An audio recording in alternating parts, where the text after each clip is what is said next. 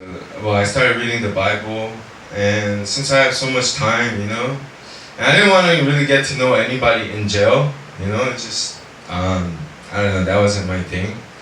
Unless we were playing poker or spades, pinochle, then it would be cool. But yeah, other than that, I would spend most of my time reading the Bible, and I would find myself crying, at times, like, I was so miserable, because I wanted to do the Lord's work, but I just couldn't. I never had the courage, especially when I come out of jail. I want to like serve the Lord, but I can't. I just didn't have the the will. I mean the motivation, I guess. You know. Um, But in 2009, I faced disaster. My family completely broke up. My parents got divorced in 2005, and in 2009, well, something happened. Well, like we were living in an abandoned house, me and my family, and after we broke up, I remember sitting in my mom's car and I was crying because I lost everything. Like we were living in a little small room and I had this great idea to move my family into this big 3-bedroom house so that they could save money and then eventually move out and get a place of their own. That was the plan. Because when you have an abandoned house, you don't have to pay anything. And the place was fully furnished, not like decked out, but just had what we need, And we could have gone for a few months and saved up enough money to get our own place, but that didn't happen. And we got into fights, and it got all bad. I started using crystal meth. And then just one day, everything hit the fan, and then I'm sitting in my car, I'm crying, and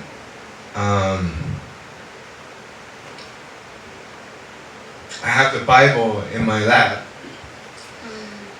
and suddenly two guys come, one on the passenger side and another on the driver's side.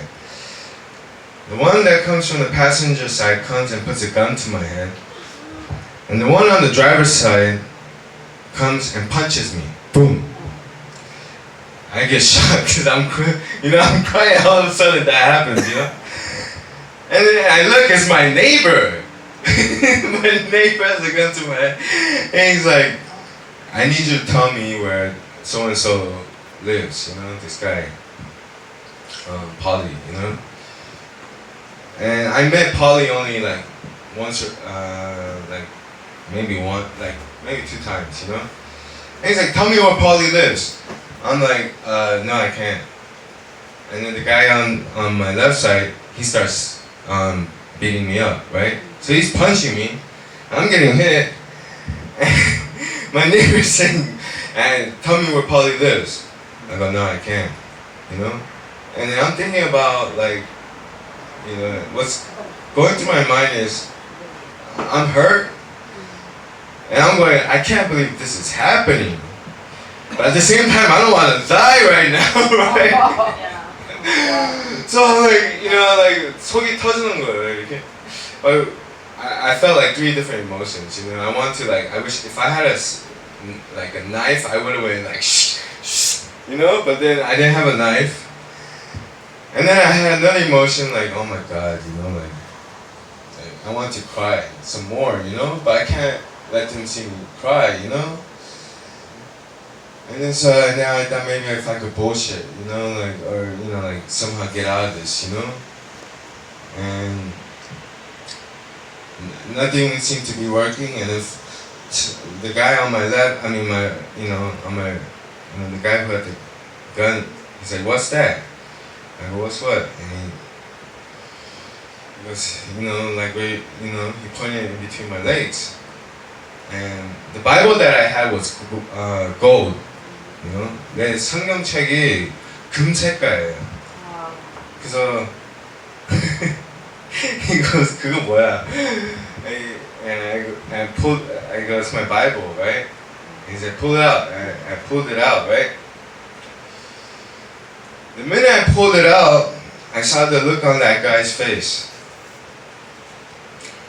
Sheer terror. You know? He got so scared. Something happened. And immediately, him and his friend, he told his friend, let's get out of here. And they left. And I believe that was my second chance. You know? The first chance was in my room, and there was two guys from Nazi lowriders, right? There's some gang, you know? That I let them stay in my house. And they cornered me in my sister's room with knives. And I thought I was dead. Because they pulled out the knife and they were just gonna, you know. But luckily my other neighbor came, a female neighbor. She opened the door. She's like, hey, what's going on? And she sees two guys with knives and I'm on my sister's bed, you know. And honestly, like, who says we're separated from God? I don't think we're separated from God. God's always with us. You know?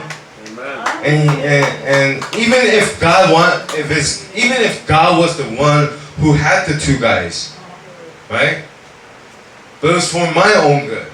Because he's letting me know I'm not doing the right thing. You get what I'm saying? So here I am giving testimony to those who are here and who's experiencing those kind of dangers. Then it's a wake-up call. It's God's telling us to wake up. He's saying these dangers are happening. Like I remember some guy who used to work here saying that three Mexicans pulled a knife on him. You know? That's a wake-up call. He's letting us know, hey, there's something we gotta fix. It's not them. Those three Mexicans, you know, it's not them, it's us. We're doing something. And we need to find out what we're doing that's wrong. Because those things just don't happen. Because if we're under God's protection, right, nothing's going to happen to us. But if something does happen to us, then that means we're not under God's protection and we need to wake up. You know? So thank God for Jesus. If it wasn't for Jesus, we would be all dead, right? You know? We would be all dead. I gave this last time, like when I was reading the Old Testament, the Law of Moses. It says anyone who curses their mother or their father should be put to death. You know? And I just cursed my mother the other day, you know, in my heart. And those things I have no control over. If my mom's doing something that pisses me off, I have no control over what comes out of here. And so I'm like, God, you know, like I didn't do anything. She did this. She made me angry and my heart's cursing at her. You know, what can I do? So that's why in the Bible it says, be careful, parents, not to provoke your kids to anger. Because, you know, if you do something to make your children angry, then they will do something, you know? So you have to be careful and be patient with, you know, like even with your children. Like God uses everybody, you know? Like God used me to show my mother her mistakes, you know? But my mom thinks I'm just a problem child, but no. I figured it out. Okay, never mind. Okay.